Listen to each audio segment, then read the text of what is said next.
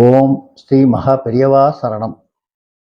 அன்பான நமது நேயர்களுக்கு ஒரு செய்தி. பங்குனி மாதம் பிறந்து ப இறைவனின் நாமாக்களை உங்களுக்கு ஞாபகப்படுத்த கொஞ்சம் காலதாமதமாகிவிட்டது. நம்முடைய நேயர்களும், நமது நண்பர்களும் பங்குனி மாத மந்திரங்கள் என்ன? இறைவனின் நாமாக்கள் 2 என்ன? என்று பலரும் ஃபோன் பண்ணி கேட்டார்கள்.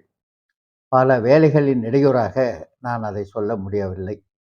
இப்போது அதை உங்களுக்கு சொல்லி விடலாம் என்று இருக்கின்றேன்.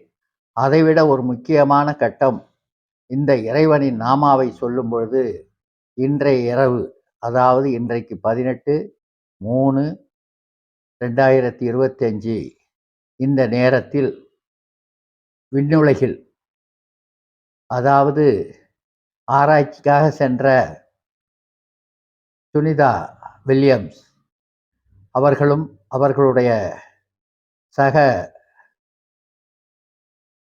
ஆண் நண்பர்களும் இன்றைக்கு நமக்கு மேலே, இந்த உலகத்தின் மேலே அந்தரத்திலே வந்து கொண்டிருக்கிறார்கள்.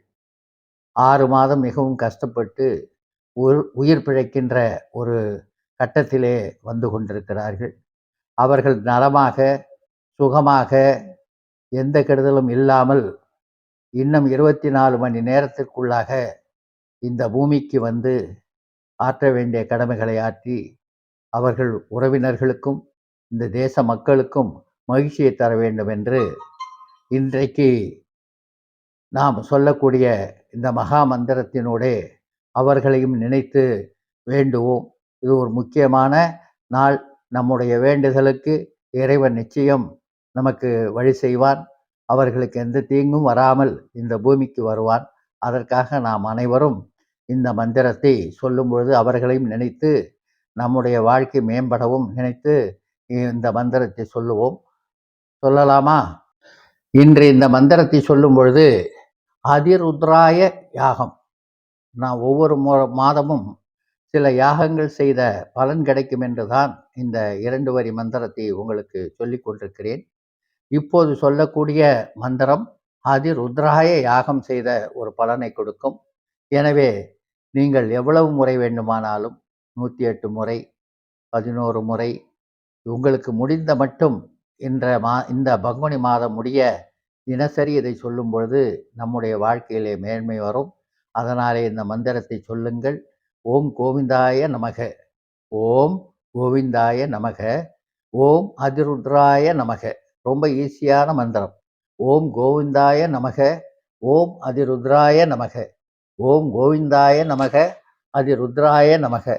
இப்போது நம்முடைய குடும்ப நண்பர்களையும், நம்முடைய தெய்வங்களையும், நம்முடைய உறவுகளையும், நம் குழந்தைகள், பிள்ளை குட்டிகள், மனைவி, சகோதரர்கள், உறவினர்களையும் வாழ்த்தி அவர்கள் நன்றாக இருக்க வேண்டும் என்று வாழ்த்துவதோடு, நமக்கு உறவு இல்லை என்றாலும் இந்த உலகத்திற்காக ஒரு முயற்சி செய்த சுனிதா வில்லியம்ஸ் மற்றும் அவர்களுடைய சக ஊழியர்கள் நலமுடனே வர வேண்டும் என்று மீண்டும் நாம் இந்த மந்திரத்தை இன்று சொல்லுவோம்.